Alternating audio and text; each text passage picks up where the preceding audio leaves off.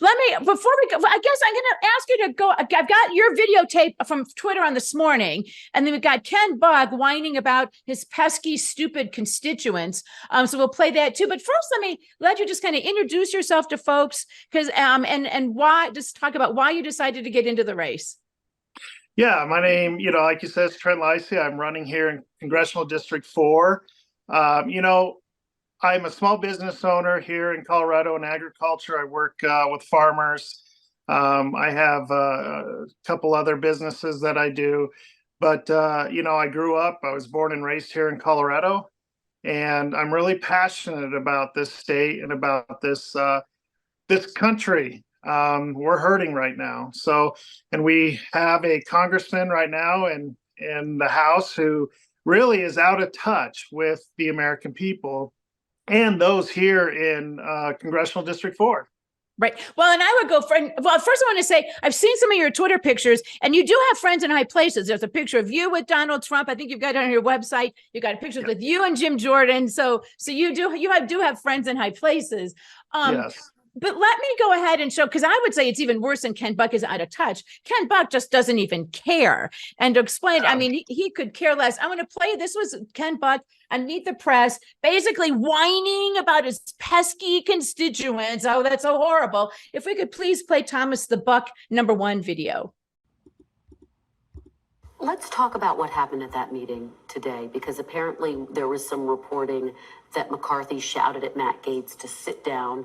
Were you in that meeting? What did you witness? I was there for 3.5 hours, Kristen. It was painful.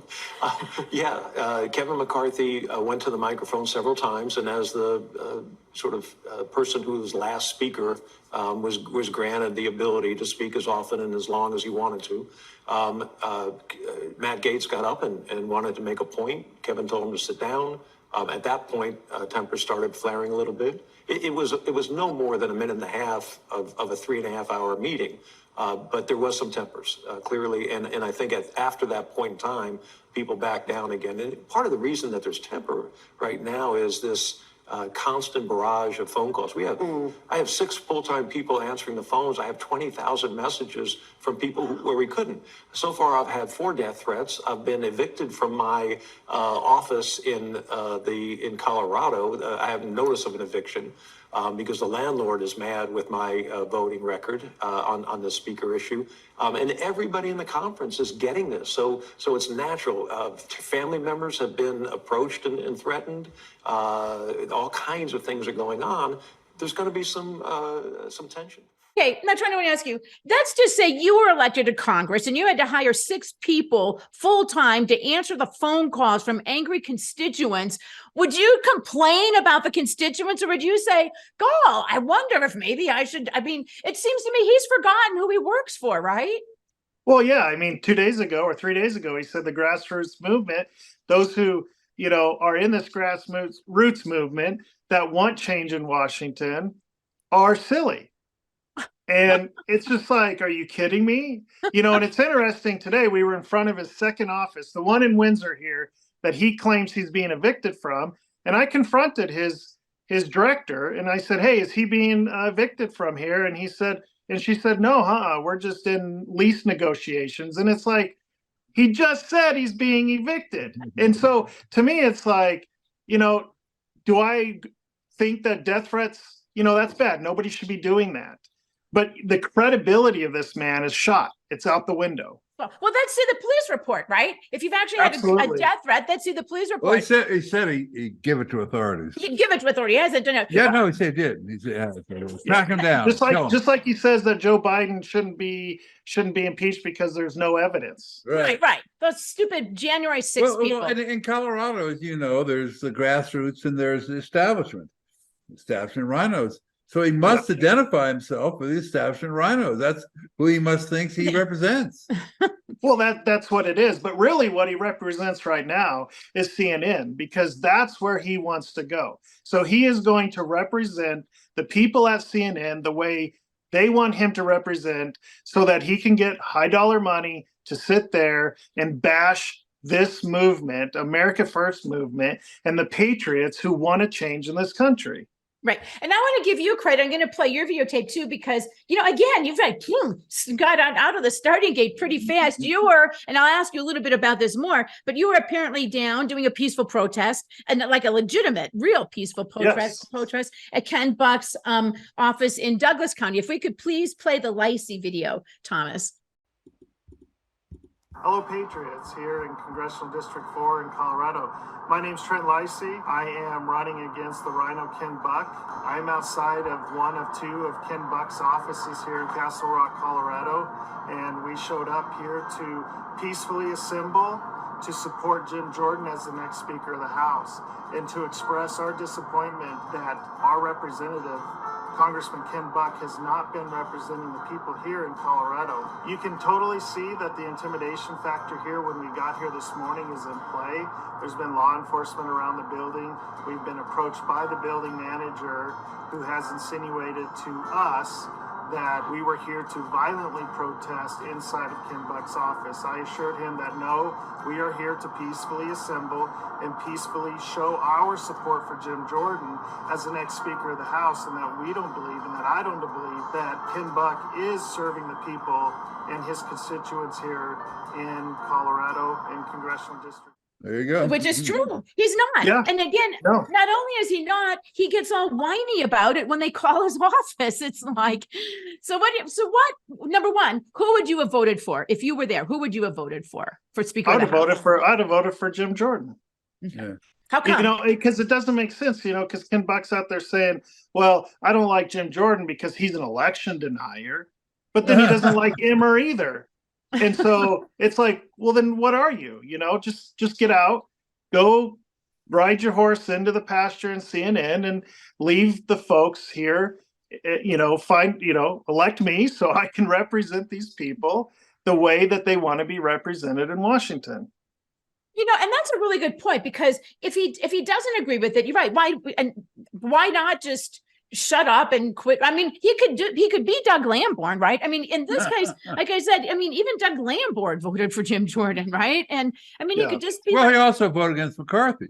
I mean, he voted against McCarthy. He voted for everyone, against everyone. I have a good friend who wanted me to ask Chuck, is Ken Buck going crazy, or is he having a midlife crisis? I told him he already had a midlife crisis. That happened 10 years ago. And I don't think he's crazy. So what do you think is, I mean, are you serious about, you think the CNN thing is legit? Because I kind of do myself. No, I do. I believe. I mean, I have talked to people who are close with Ken Buck who have said that, that's his motivation factor. I've talked to the state party chair here, and that's his indication.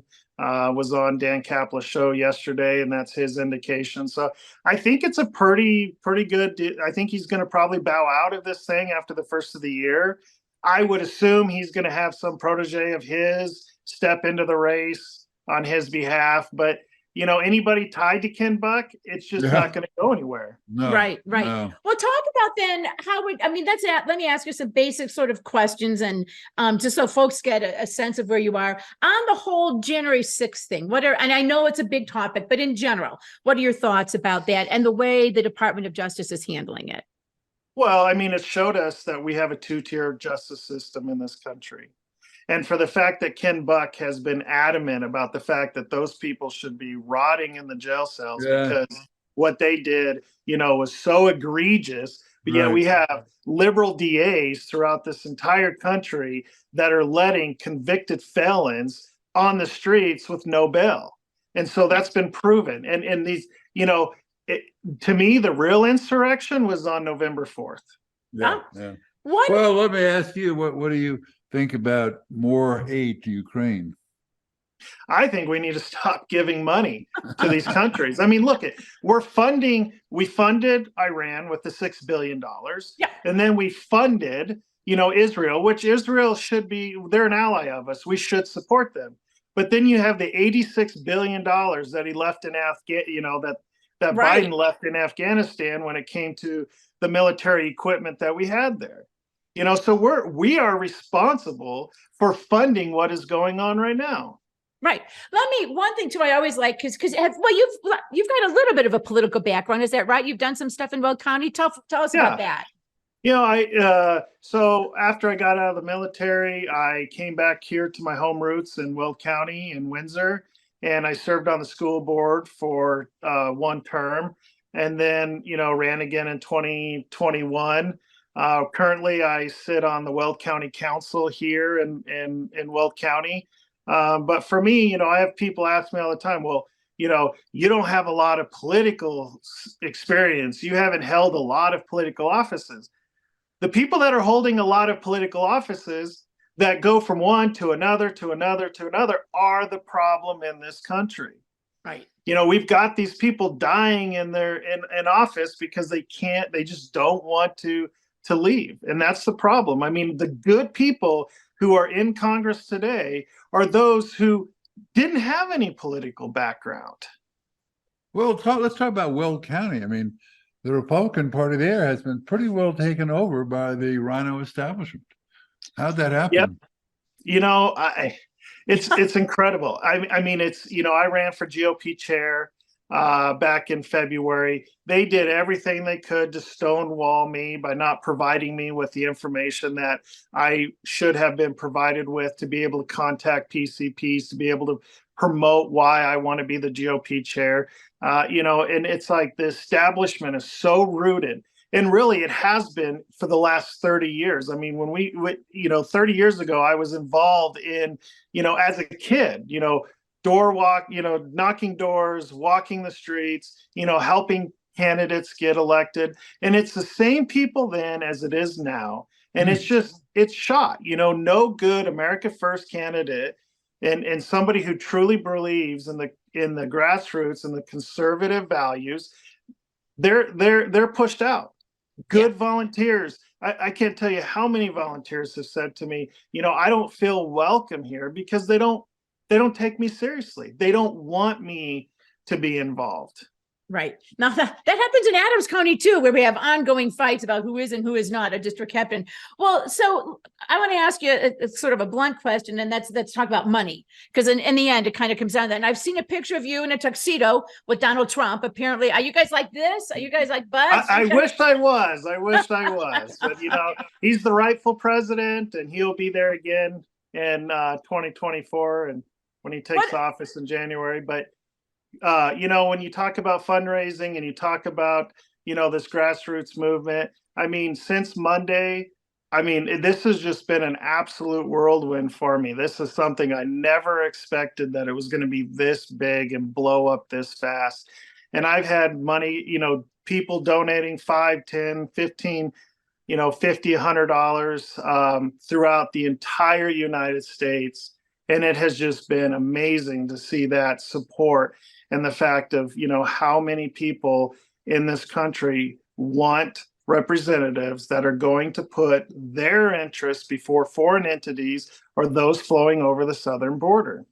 It seems like every time Ken Buck goes on MSNBC or CNN, it's like a fundraiser event for you. Is that? It is. I mean, he is doing me so. It's amazing what he's doing. I mean, he's campaigning for me. Every time he opens his mouth, it's like, go on there every day, help me out because you are doing a great job.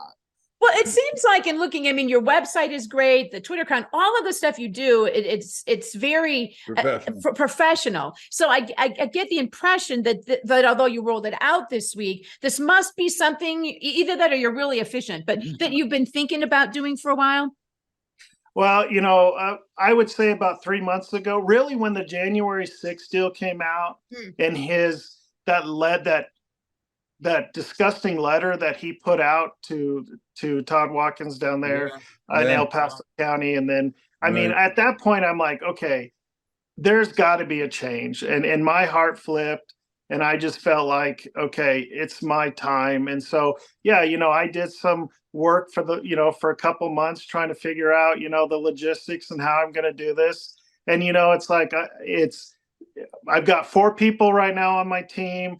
They're incredible people. They're amazing volunteers. And it's just, it was a perfect day on Monday to launch. We were always trying to figure out, what's the day? When should we launch this? And finally Monday, we're like, you know what? With the Jim Jordan thing, it's done. We're coming out. Right. And Well, so it's, yeah. Perfect timing. perfect. Perfect And timing. again, it is because I think there had been a long time sort of this. I mean, years ago, we went to a Ken Buck fundraiser, right? That he wrote the book, Drain the Swamp. And so I think he, for a while, was kind of living off of his reputation, but everything. And who did he bring? Mhm. Liz Cheney. Oh yeah, to the fundraiser. But what I mean though is it seems like that he has revealed himself totally for who he is, and he has totally revealed himself as somebody who does not care about his constituents. And I think that your timing is very good, because I think maybe some of the people who weren't paying that much attention, who thought, well, no, Ken Buck is one of us. He's making it clear anymore that he's absolutely not. Well, we had former Congressman Tam Tancredo on, and he was saying, well, you have to understand about Ken Buck is that when he first got to Washington, he told Tom that I want to be like you. I want to have some issue that makes me a maverick. And President, well, why don't you do something on immigration? No, I want to do that. Mhm. But it's just looking for something. He didn't have to believe in it. Yeah. It just has to have something. So now he's found his thing, persecuting January 6th defendants And grassroots making people. a fool of himself. Yeah. I love Todd Watkins' response to Ken Buck. That was great. Yeah. Well, the book that he put out, I think that was his early memoir that he put out, because he is the swamp. Right. Exactly. Well, Todd, let me I guess two more questions, and I'll give you a chance at the end to let folks know how they can donate, but just sort of open-ended, anything we haven't asked you about, and I'm sure we'll be talking to you more as this goes on, but that you would want folks to know. Look, this is going to be, I feel like, a very heavy watched race in this country. Yes. Because Ken Buck has just self-destructed as a so-called conservative. And so, this is going to be, I feel like, the most incredible grassroots movement that we've seen. And the outpouring in this district from people all the way from Campo, Colorado to Julesburg have reached out to me and said, I've never seen Ken Buck. He's never been in my county. I don't even know what he looks like, and it's like, I'm going to be somebody that's going to be out there. Yeah, there's 27 counties in CD4, but I will be in every county, visiting with the people. It's going to take everybody going door to door, telling these people we got to have a change. And there's a big number of people that don't vote. And we've got to tell them and convince them why they need to be voting, because we have a lot of work in this country to do, and we've got to get Joe Biden. We got to get him out of there. We've got to get that administration gone. We've got to get Trump back into office to be able to fix this. And it's going to take all hands on deck to get this done. Well, before what do you think about the opt-out? I feel like that the Republican Party is hurting themselves by allowing unaffiliated voters to vote in the Republican primary. I think it's ridiculous. It's like these unaffiliated voters are not voting for conservative candidates. They weren't voting, they were voting for Joe Day. They weren't voting for Ron Hanks. And so I believe, we need to return back to the days of only Republicans voting in the Republican primary. I will say I'm glad that the state party finally stepped up and said, okay, if you're going to petition on the ballot, we're not going to support you, because this is a grassroots movement. Good, perfect answer. Yeah, that was you're getting 100% score so far. Thank you very much. Thank you. Where can people go and find out more about you and donate or volunteer? Final question for you. Absolutely, yeah. It's going to take money. You always have to ask for money. They can go to my website, www.trentleisy.com, or follow me on Twitter at Real Trent Leisy. There's a donate tab on my website, and there's also a volunteer sign up, and they can follow the rest of my social media from my website. All right. All right. Well, it's great to have you on, and we'll be following you and wishing you the best. And thank you. Have me on anytime. I'm here for all right. All right. Thank you. Thank you. Trent Leisy. Thank you.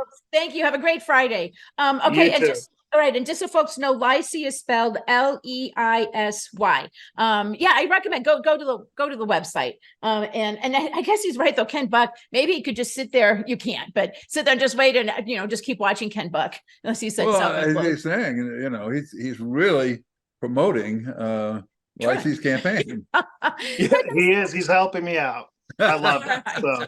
Everybody, that's going to do it for us. I want to thank Trent. I want to thank Colonel Mills, all of you guys on Zoom. We didn't have time to get to your comments. Remember, you can catch all of the shows at chuckandjulie.com.